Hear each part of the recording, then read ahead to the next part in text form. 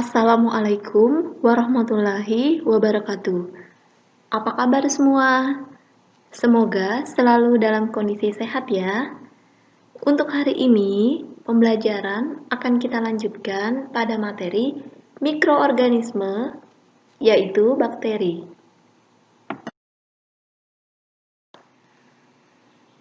Yang pertama, kita mengenali dulu apa saja ciri-ciri bakteri. Bakteri merupakan organisme uniseluler atau bersel tunggal, termasuk kelompok prokariotik, yaitu organisme yang tidak memiliki membran inti. Dengan kata lain, bakteri tidak memiliki inti sel yang sebenarnya, tidak seperti pada sel tumbuhan ataupun sel hewan. Bentuk tubuh bakteri beraneka ragam. Ada yang berbentuk kokus, basil, vibrio, dan berbagai variasi bentuk yang lain. Bakteri bersifat parasit atau bersifat merugikan pada organisme yang menjadi inangnya. Bakteri bersifat kosmopolit, yaitu mudah hidup di habitat manapun. Dengan kata lain, bakteri mempunyai lingkungan hidup yang luas, misalkan di tanah, di air, di udara, ataupun di tubuh organisme yang lain. Sebagian bakteri bersifat autotrof, yaitu dapat mensintesis sendiri makanannya, dan sebagian yang lain bersifat heterotrof, yaitu bakteri tidak mampu untuk mensintesis makanannya sendiri.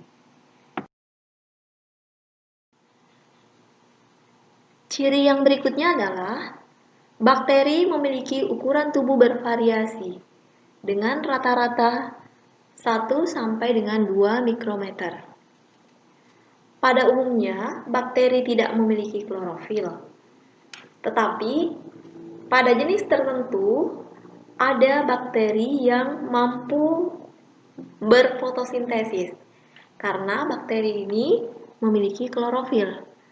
Di antaranya adalah Rhodobacter spiroides dan bakteri dari jenis Chlorococcum.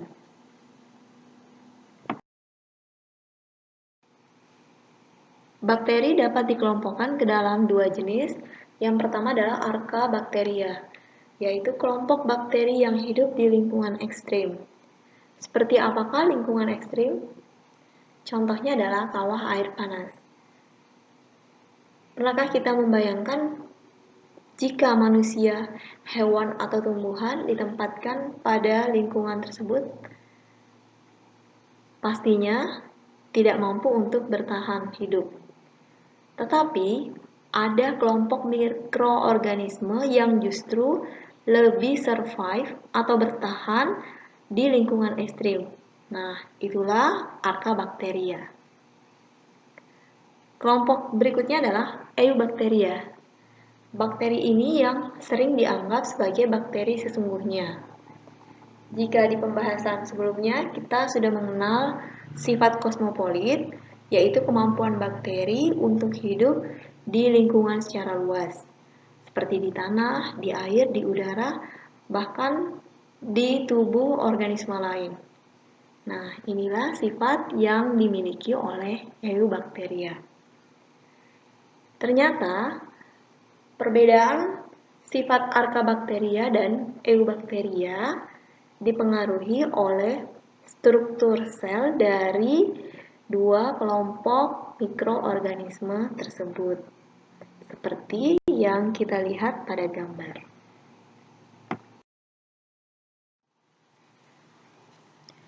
Beberapa contoh yang termasuk dalam kelompok Archaebacteria antara lain termofil, yaitu kelompok bakteri yang menyukai lingkungan dengan suhu yang sangat panas. Termo artinya panas, dan fil artinya suka. Dan jika bakteri tersebut mampu hidup pada suhu yang ekstrim dalam kondisi asam, maka namanya adalah termoasidofil. Kelompok yang lain adalah halofil, yaitu kelompok bakteri yang menyukai kondisi lingkungan dengan salinitas atau kadar garam yang tinggi. Dan ada pula kelompok metanogen, yaitu bakteri yang mampu menghasilkan gas metana. Biasanya, bakteri-bakteri ini hidup pada lingkungan berair seperti rawa. Ada pula yang hidup pada saluran pencernaan hewan dan manusia.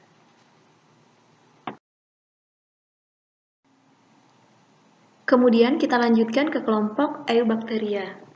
Merupakan kelompok bakteri yang paling banyak jenisnya, dan inilah yang dianggap sebagai bakteri yang sesungguhnya, karena ciri dari Eubacteria adalah memiliki kemampuan kosmopolit.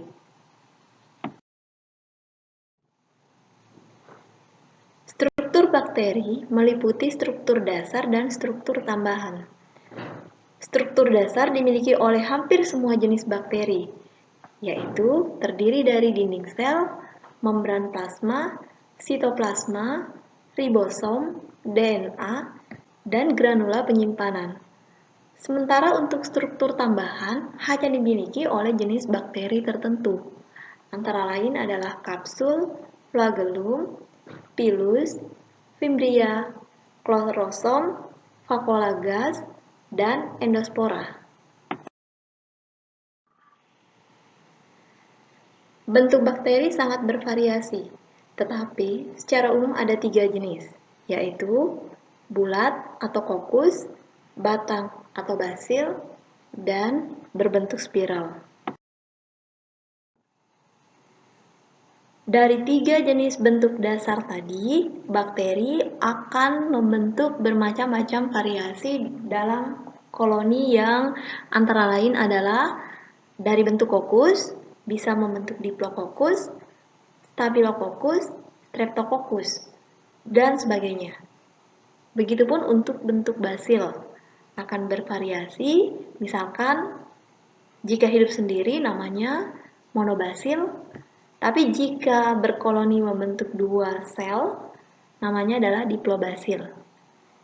Ada pula bentuk-bentuk bakteri yang lain, seperti vibrio, spiral, dan spiroseta.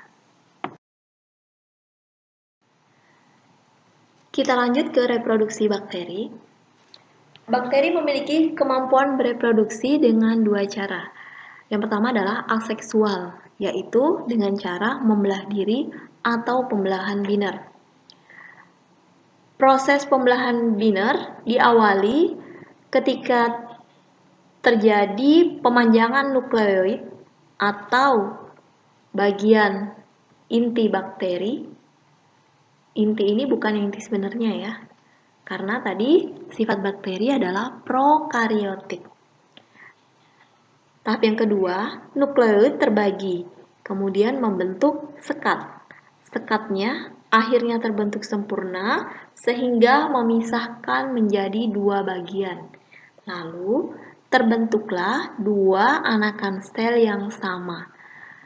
Makanya disebut sebagai pembelahan biner. Artinya, satu sel bakteri menghasilkan 2 anakan sel yang baru.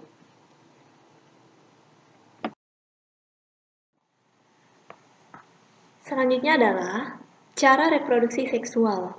Terdiri dari transformasi, transduksi, dan konjugasi. Pada ketiga cara tersebut, terjadi pertukaran materi genetik atau rekombinasi genetik antara bakteri yang satu dengan bakteri yang lain.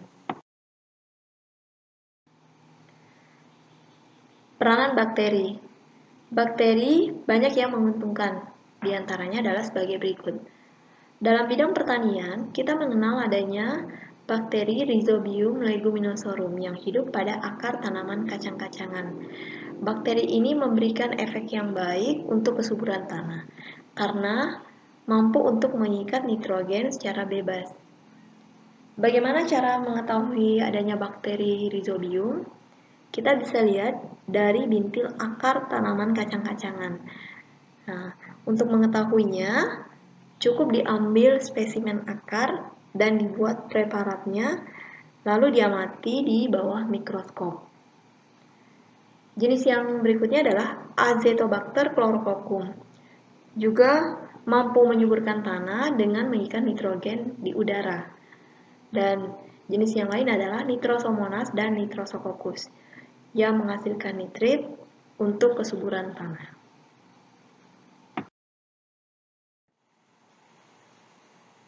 Dalam bidang industri makanan, ada jenis bakteri Streptococcus thermophilus dan Lactobacillus bulgaricus yang dapat digunakan untuk membuat minuman fermentasi atau yogurt.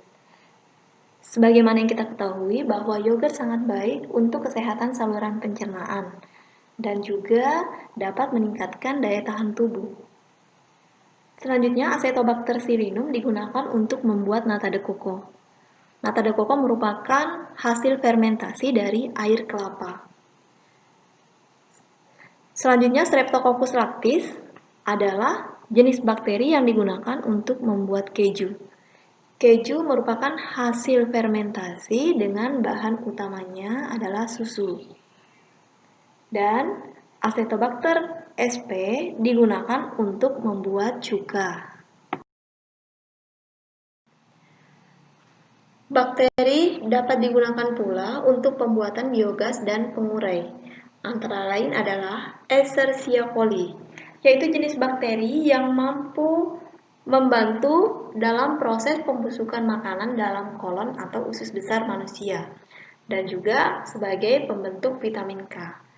Ada pula jenis Methanobacterium omeleensky dan Methanobacterium ruminatum yang akan menguraikan asam cuka menjadi metana. Dan jenis Thiobacillus denitrificans yaitu bakteri yang mampu menguraikan nitrit dan menghasilkan nitrogen atau disebut proses denitrifikasi.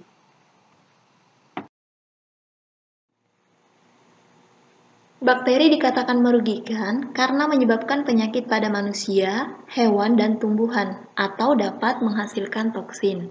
Di antaranya adalah Mycobacterium tuberculosis merupakan penyebab penyakit TBC, Salmonella typhosa penyebab penyakit tifus, dan Shigella dysentery adalah penyebab penyakit disentri.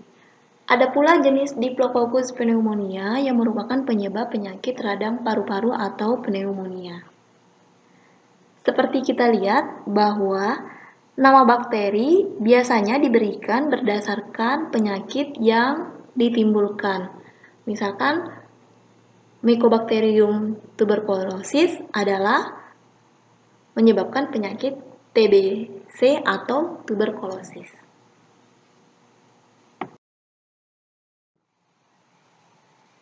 Bakteri yang menjadi penyebab penyakit pada tumbuhan antara lain adalah Agrobacterium tumefaciens merupakan bakteri penyebab tumor pada tumbuhan dikotil, misalkan menyerang pada tanaman dikotil di bagian akar. Pseudomonas cattleya menyerang tanaman anggrek, Pseudomonas solanacearum menyerang tanaman terung-terungan, dan Bacterium pepayae adalah bakteri yang menyebabkan penyakit pada tanaman pepaya. Beberapa bakteri ada yang menyebabkan penyakit pada hewan, antara lain adalah Bacillus thuringiensis, merupakan bakteri yang menyebabkan penyakit antraks pada hewan ternak seperti sapi. Gejala penyakit ini biasanya sapi mengalami demam yang tinggi dan mengalami pembengkakan pada bagian rongga leher, dada, dan perut. Berikutnya, Actinomycetes bovis, yaitu penyakit bengkak pada rahang sapi, dan Veillonella parvula, penyakit mulut dan pencernaan. Untuk lebih jelasnya tentang penyakit-penyakit pada hewan ternak, mungkin nanti bisa dibahas lebih lanjut dalam dasar-dasar kesehatan ternak, khususnya untuk prodi agribisnis ternak unggas.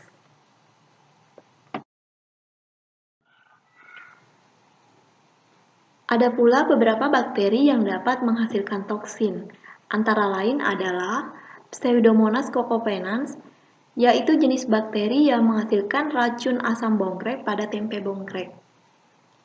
Apakah itu tempe bongkrek? yaitu tempe yang dibuat dari campuran kedelai dan ampas kelapa. Seperti tempe pada umumnya, tempe bongkrek dibuat dengan cara proses fermentasi. Clostridium botulinum merupakan jenis bakteri yang menghasilkan racun botulinum pada makanan kaleng yang sudah rusak. Salah satu tanda makanan kaleng yang rusak atau expire adalah kaleng tersebut dalam kondisi kembung karena adanya gas yang dihasilkan oleh bakteri tadi. Leuconostoc mesenteroides adalah jenis bakteri yang menyebabkan makanan menjadi berlendir. Makanan berlendir ini biasanya terjadi pada makanan dalam keadaan basi.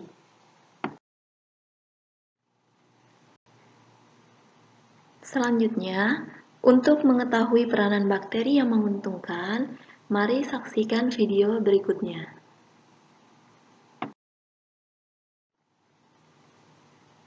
Demikian pembelajaran bakteri dan peranannya dalam kehidupan. Terima kasih atas perhatiannya, dan sampai jumpa pada materi pembelajaran berikutnya. Wassalamualaikum warahmatullahi wabarakatuh.